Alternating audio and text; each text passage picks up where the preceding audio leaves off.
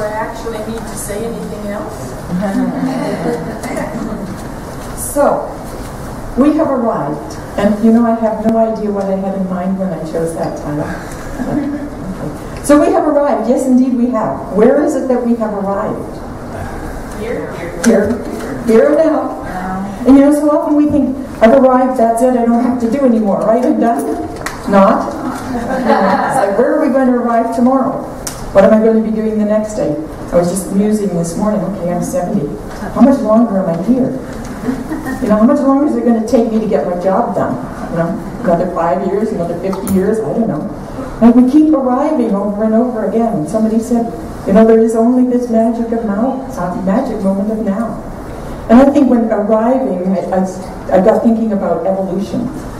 And you know, physically, we all know we evolved, right?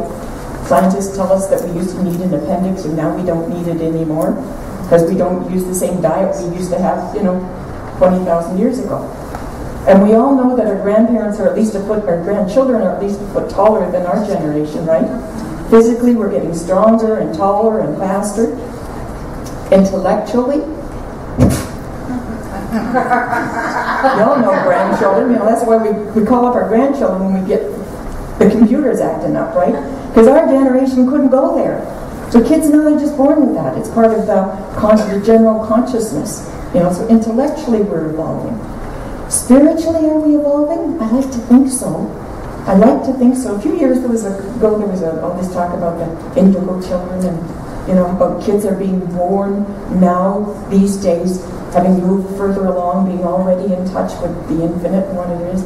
And I often think, my God, if I had known this when I was 20, you know, I could have had the world saved by now. So spiritually, I think we're moving along. But what's the purpose of evolution? Where are we going? You know, when are we going to say, okay, we've arrived, we're done?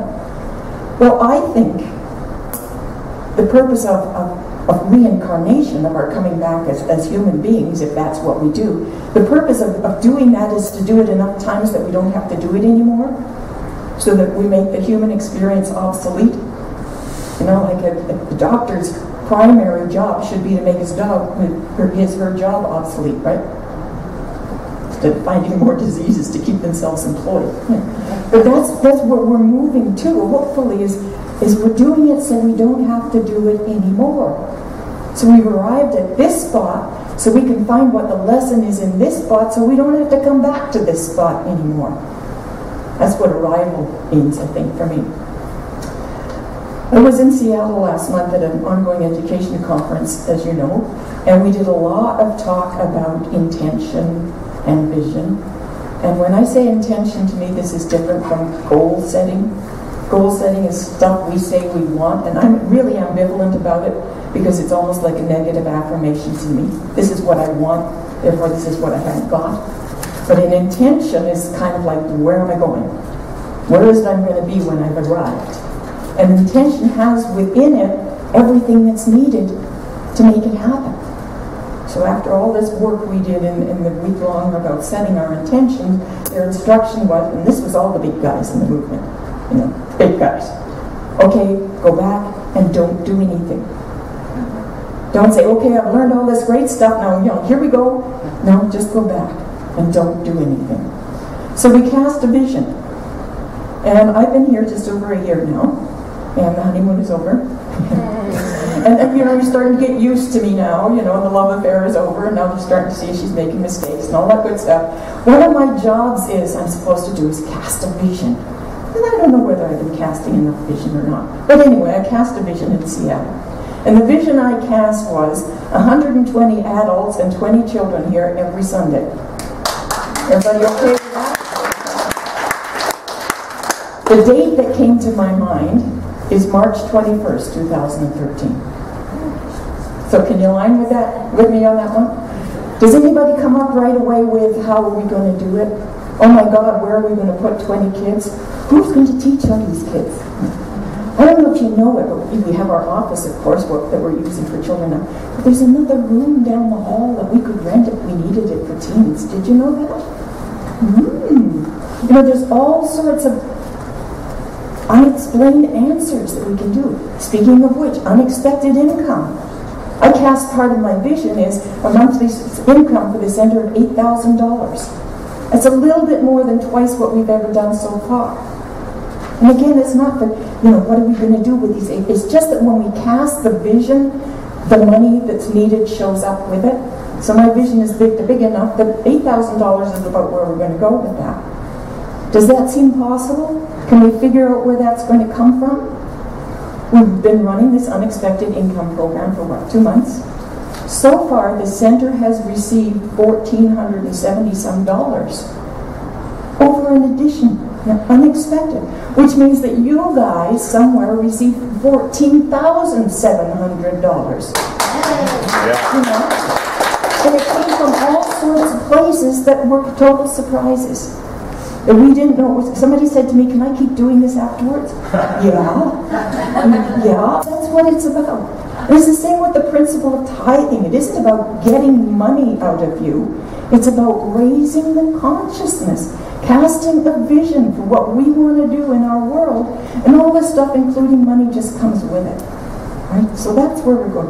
Another part of my vision that I cast was for a keyboard player. To support Heartbeat. When Anna isn't here, somebody else could play the melody. Woohoo!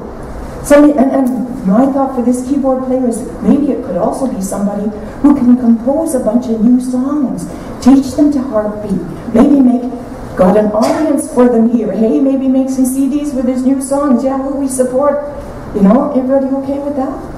You want to have a huge, fabulous music program? When would we like that? About the same time as the 120 people? There was something else I cast a vision for. Oh well. Anyway, so we're evolving spiritually as we do, mentally, physically, all the ways we're evolving. And to me, evolution is kind of like climbing a set of stairs. When you're climbing a set of stairs, you put all your weight on a step. And you absolutely trust that that step holds your weight. Right? When you move up to the next step, you have to put all your trust on this step, and you have to let that one go. So we used to be afraid, we used to be sick, we used to be poor, we used to be angry, we used to be whatever it is. We used to be noisy on the mic. And now we can take another step into now. This moment and now, and we can choose at any time to let any or all of it go. That's what evolution is. Remember when we were in high school and somebody did something wrong? And the teacher said, "Who did this?" And we all sat there and the teacher said, "Okay, the whole class stayed in until I find out who did this." And what happened? Usually somebody snitched, right? And the culprit got punished, and the rest of the class got home. But every once in a while, some brave soul would fess up and say, "I did it." And the rest of the class got home. And then the culprit got to do whatever the culprit had to do in order to make restitution. And then, generally speaking, the culprit got accepted back into the class, right? We can do that every step in our life. Like, how long do we want to make the rest of the class stay in? I think evolution ultimately, the final step, is when all of us, what we're doing is we're working ourselves back to unity with the divine, which is where we came from. To me, that's what evolution is. And when we finally get ourselves in a higher human vibration, ultimately we won't need to be human anymore, which is what the Buddhists teach. We get to step off that wheel of birth and rebirth. And then we will just step into the bliss. But as much as we work on ourselves and struggle and improve ourselves and pamper ourselves and self-care and take classes and all that good stuff, as much as we do that, I've got a feeling that we're going to get up to this doorway of bliss, and no matter how evolved we are, I'm going to have to stand there and wait till the very slowest of my brothers and sisters catches up. And then we're all going to join hands and we're going to take that step together. So it's like Okay, do we want to blame each other for the culprits? Do we want to judge the ones who are slow? Or do we want to create a space in which the slow ones can step up, fess up, and then get acknowledged back in and accepted as part of who we are? That's just a thought. One of the things, going back to my vision, I guess, one of the things I want to do this fall is because, remember when Reverend Mendes was here, and he got up here and said, thanks for being here, it's great to be here, but, classes are where it's at. And I said, go, Reverend, it is, classes are where it's at. This is where we get into the deep, deep conversations, where we discuss this stuff, where we apply it to our own lives and we move forward. It's a very valuable teaching, and there have been people who have thought that they're not in a position to afford it. I don't want that to happen ever. So at least for this September, what I'm doing is I'm offering the Foundations class without a financial attachment. It is valuable. There will be an envelope on your desk every week that you can put something in if you choose. But nobody is going to be denied that class because of a perception of not being able to afford it. Okay? I'm also doing a communications workshop on the same basis. I want this teaching, my intention is that this teaching now gets into our community and enough to make critical mass that it starts to make a difference and starts to bring people here. In my past experiences, when we've done something like this, probably more money will come to the center as a result of this class than otherwise.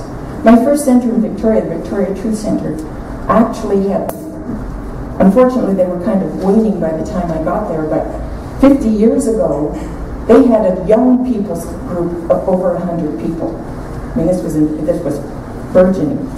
In their bylaws, they never charged for anything and they never asked for money. There was a silver bowl at the back of the room. And I used to be treasurer, and I used to shake my head because most of the stuff in the silver bowls was $1 and $2 bills, and we still had $1 bills. But every once in a while, checks would show up, And we have a committed giving program where we've probably got now 10 or 12 people participating. So they've committed. They've either given post-dated checks or a credit card number. And so the center, when the board is making a budget, we know what we've got to work with. I'd like to see us get to the point now where there's a lot of people participating in that. Maybe we don't even have to pass the plate anymore. Make new people feel uncomfortable, feels like we're asking for money. Just a possibility. Just a possibility. But I want to make sure that this teaching is available out there. A really great thing happened about a year ago, and I've been meaning to do a talk on it, and I keep forgetting. About a year ago, when we had the installation, right? And we debated what kind of a dinner we were going to do. And first, the idea was to do a banquet. And then again, this idea came up, some people may not be able to afford that. So what we did was we all went to Frickin' Frack for dinner, and everybody took it upon themselves to have whatever dinner they felt they could afford or want. So the idea was if somebody was really financially strapped and they just wanted to have a dinner salad and a glass of water, that would be okay. And if somebody, was going to have a beer before dinner and a steak and potato and an appetizer and a dessert and a Spanish coffee, that was up to them. What happened was somebody paid for everybody's dinner. Somebody did that. And I'll never forget Ken's face because he was the treasurer. He was supposed to, I presume, be picking up checks for the honored guests, and he's going around looking for them. It's like nobody had a bill. And Ken's going, what? The thing is, there's two lessons in this. One is, if we came to that dinner thinking I can only afford $5, the universe gave us $5. If we came to that center thinking we could afford anything we wanted, we got that. And that's just such an analogy for the way the universe works. It gives us what we think we're supposed to get. It was like, wow. And then there was some kind of a little thing in it that said, either pay it forward or give it back or something like that. And yeah, same thing. And you know what I did? But then that's me. I took the cost of my dinner and I put it, we didn't have a collection that night, but I put it in the little box that was the back of the room, because I wanted to give it back right away. But, you know, what did you do with it? Did you take somebody out to dinner? Did that get passed forward? I said to myself, what a fabulous analogy that was. And I'm still, who was that? Is it Dr. Ken? Does he have a budget for that kind of thing? Is it my sponsor? She's pretty well off. Is there somebody in this center that we don't know about that's got a lot of money? Is there somebody that doesn't have that much money but just felt like this is something, doesn't matter where it came from the one infinite mind. But that's going on all the time. Whatever we think we deserve or believe is going to happen, we're actually creating that. And somebody is sitting out there just waiting to give us back what we deserve all the time. Pierre Teilhard de Chardin, I don't know if you, fabulous Roman Catholic priest, I'm not sure, 150 years ago he wrote, was not excommunicated, but his writing was forbidden in the Catholic Church while he was alive. He taught, pretty much what we're teaching here. He said, "Son of man, bathe yourself in the ocean of matter. Plunge into it where it is deepest and most violent. Struggle in its currents and drink of its waters. For it cradled you long ago in your preconscious existence, and it is that ocean that will raise you up to God." So all the stuff we think we need to avoid? No. It's there. That's what raises us. I got help from my friend Victoria who listens to my radio program, because I was reading from Ernest Holmes, so can you talk to God? And he's talked about us being God. And I said to myself, some of these listeners, may be new, so I said, that's not a thing to get egotistical about it, because it's not, the fact that you are God isn't something that you did, it's something that God did, Well, I got hell because that implied separation. Okay, we all understand it at whatever level we're at, But whatever we're at, where we have arrived right now, right here, with the circumstances and opportunities we have open to us, that is what takes us back to God. Everything actually is just the way it's supposed to be.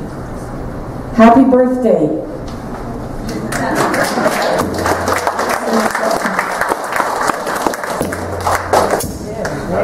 That's